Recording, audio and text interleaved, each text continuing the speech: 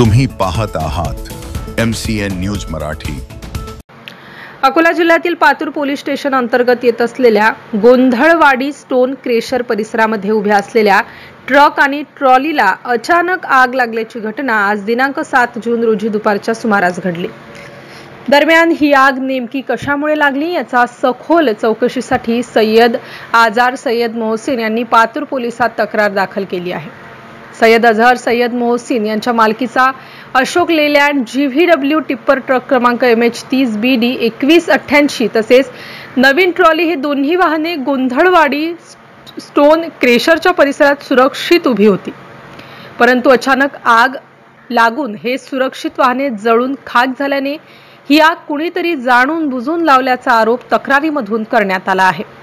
MCN news Marathi करिता जयवंत पुरुषोत्तम, पातूर।